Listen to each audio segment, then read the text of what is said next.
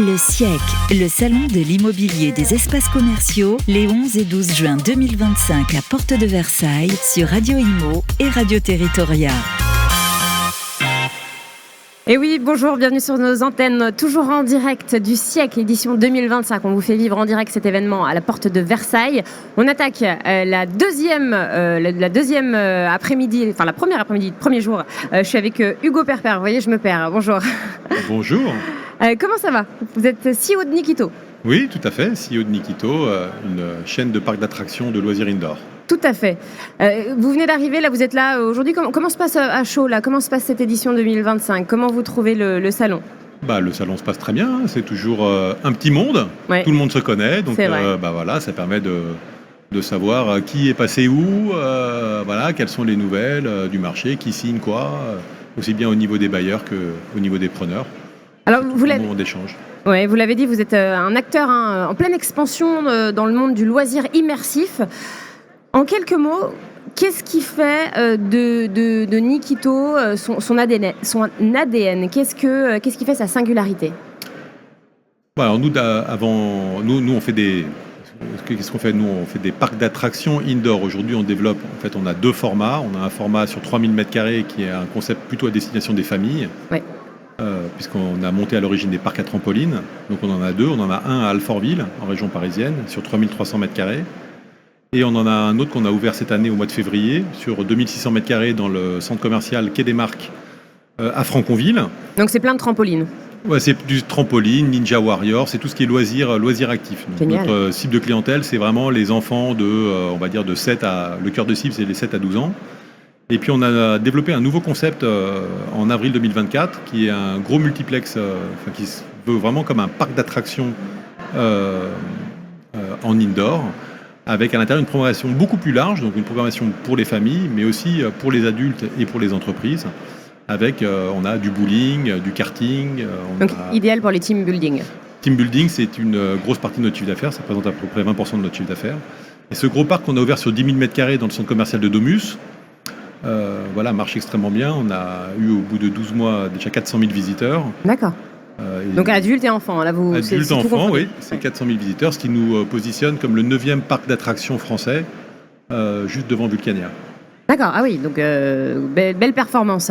Alors justement, c'est vrai que c'est intéressant de proposer ça aux jeunes parce que en ce moment, dans l'actualité, on parle beaucoup des réseaux sociaux, des écrans.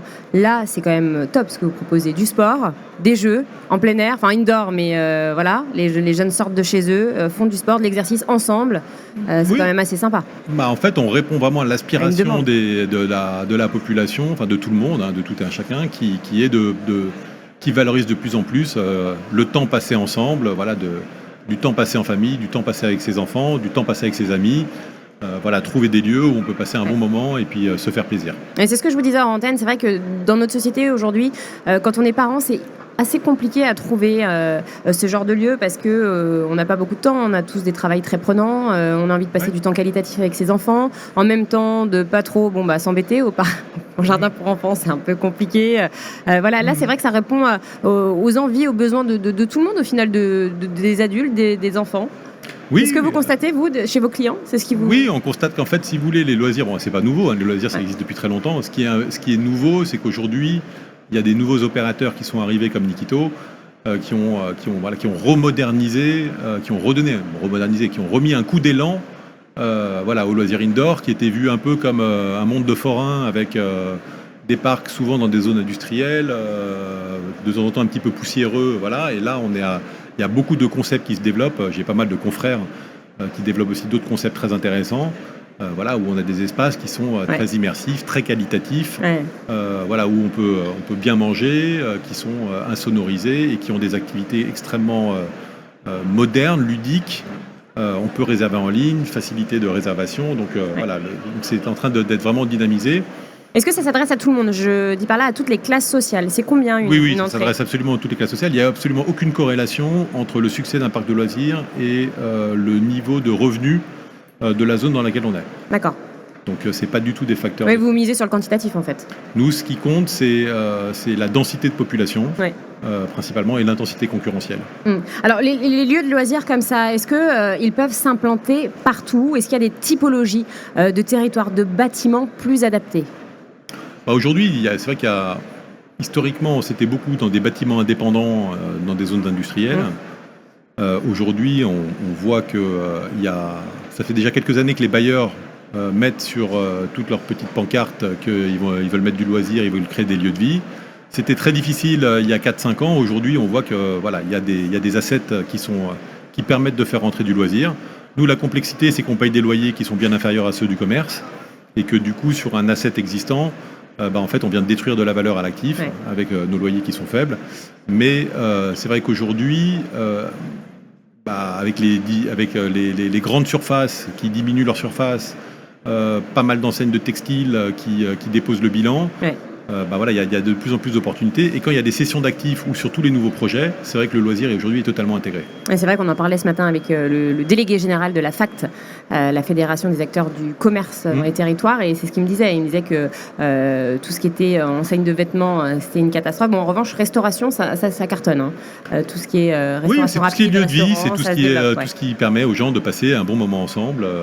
C'est des choses qui sont de plus en plus valorisées. Est-ce qu'on peut parler du retailtainment comme une tendance de fond au final? Ah oui, c'est vraiment une tendance de fond. Nous, moi, c'est vrai que j'ai habité pas mal de temps aux États-Unis, donc c'est un marché que je regarde vraiment de très près et qui est souvent un petit peu en avance sur nous. Et on voit qu'aujourd'hui, les centres co aux États-Unis sont vraiment un mélange de loisirs, il y a du spectacle et aussi du commerce et de la restauration. Donc c'est vraiment des lieux mixtes.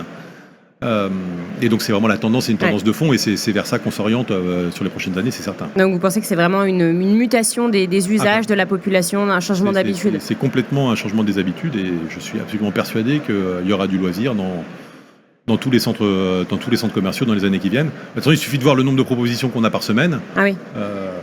De la part de foncières, de la part de tout le monde en fait. Donc de la part à la fois les promoteurs. Aujourd'hui, c'est sûr que le marché du bureau, entre guillemets, il est à l'arrêt. Le marché du commerce, il est en difficulté. Donc tout le monde se dit, on va mettre du loisir. Alors, il n'y aura probablement pas de la place pour tout le monde. Et puis pas n'importe où aussi. Voilà, aujourd'hui, tout le monde marche relativement bien dans le loisir. Par contre, c'est sûr que les valeurs d'EBITDA qui sont réalisées aujourd'hui, qui sont assez significatives pour les bons opérateurs, ne sont pas amenés à durer parce qu'il va y avoir une intensité concurrentielle qui va fortement s'accentuer dans les années à venir. Alors justement, j'allais vous parler du concurrentiel parce que vous l'avez dit, vous êtes sur un marché qui est porteur. Qui dit marché porteur dit concurrence qui arrive. Comment vous faites face à cette concurrence? Est-ce qu'il y en a beaucoup? Quels sont vos principaux concurrents? Nous, on se concentre, on a beaucoup de concurrents. Il y a un acteur, pas mal de références sur le marché qui a été mis en place par l'homme d'affaires Pierre-Édouard Sterrin, qui a senti l'opportunité du loisir et qui se positionne comme le leader du loisir de proximité. Donc eux font beaucoup de build-up, font beaucoup d'acquisitions, ils développent aussi certains concepts. Donc voilà, eux ils ont une puissance financière assez importante, mais il y a beaucoup d'autres acteurs, confrères, qui sont sur le marché depuis quelques années. Et beaucoup de nouveaux acteurs qui arrivent. Donc on va tous être les uns sur les autres dans quelques années, ça c'est certain. Et comment vous allez faire alors pour vous différencier? C'est quoi votre stratégie, votre business model? Nous, on se concentre principalement sur la qualité, déjà de développer des beaux parcs très qualitatifs, avec un bon niveau d'insonorisation, les activités les plus innovantes du marché. Et puis nous, on se concentre énormément sur l'exécution, sur le fait que les parcs doivent être propres. Quand vous allez aux toilettes, c'est propre, ça sent bon. C'est ce que j'allais dire, parce que quand vous me parliez justement, là, vous misez clairement sur la quantité, le nombre d'entrées, il faut qu'il y en ait le plus possible. Derrière, il faut que ça suive, parce que quand il y a beaucoup de monde, c'est très vite sale. Alors surtout que nous, on développe des très, très gros parcs, donc c'est sûr que quand vous avez 400 000 visiteurs à l'année, c'est là il y a des gros enjeux de gestion des flux. Donc là, de faire en sorte qu'il n'y ait pas de queue à la caisse, que le personnel soit souriant, qu'il soit formé. Donc là, vous misez sur le personnel en fait. Recruter, nous, on mise sur l'exécution. Nous, on est des retailers à la base, l'équipe en place. On est des opérationnels, on vient des magasins. Donc nous, on est très concentrés sur le management d'équipes jeunes pour qu'ils soient compétents, motivés, heureux de travailler et que les gens soient bien accueillis. Vous pouvez avoir le plus beau parc d'attractions. Si vous avez quelqu'un qui fait la gueule à l'entrée, qui est sur son téléphone, des gens qui sont en train de discuter, qui ne s'occupent pas de vous, donc vous n'allez pas passer un bon moment. C'est sûr. Vos projets à venir, 2026, 2027? Alors nos projets, nous, aujourd'hui, on a 3 parcs ouverts. Ouais. On vient de sécuriser un gros financement pour pouvoir faire 4 très gros parcs dans les 2 années qui viennent.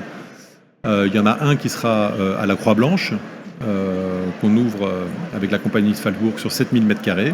Donc en octobre, c'est ça? Donc mois d'octobre, il ouvre le 18 octobre 2025. Donc ça va être assez spectaculaire, puisqu'on a tiré tous les enseignements de l'ouverture de Nikito à Rosny pour pouvoir vraiment optimiser. Et là, on va avoir le concept dernière génération avec une salle de spectacle. D'accord. Parce qu'on s'oriente de plus en plus vers le côté parc d'attractions. Donc comme à Disney? On a une grosse salle de spectacle de 200 m² qui peut accueillir 180 personnes. Et ça va être quoi les spectacles? Alors on va avoir des spectacles, on va commencer par des spectacles d'anniversaire. D'accord. Donc en fait la partie anniversaire, gâteau, bougie, bonbons, boissons se fera avec un spectacle. D'accord, donc des personnages. Voilà, on a tout un scénario pour un anniversaire. Dans une salle immersive avec de la projection vidéo sur tous les murs.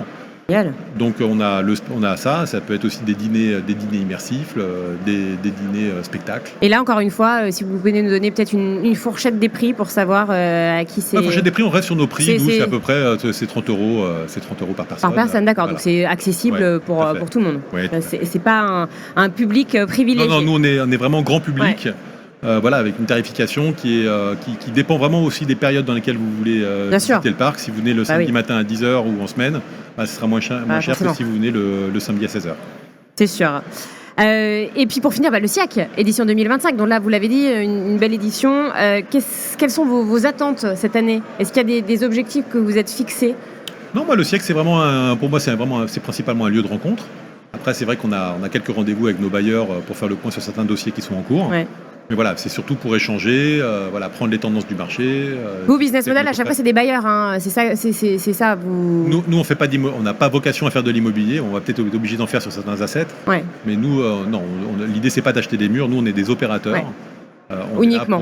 On est là pour opérer. C'est ça notre cœur de métier, notre expertise. Eh bien, merci beaucoup. Un site internet peut-être pour retrouver... Nikito.com. Tout simplement. Nikito.com. Tout simplement. Eh bien, merci beaucoup. Hugo Pinot, on se retrouve dans quelques instants pour un tout nouveau plateau en direct du siècle. On fait vivre cet événement. À tout de suite. Le siècle, le salon de l'immobilier des espaces commerciaux, les 11 et 12 juin 2025 à Porte de Versailles sur Radio Imo et Radio Territoria.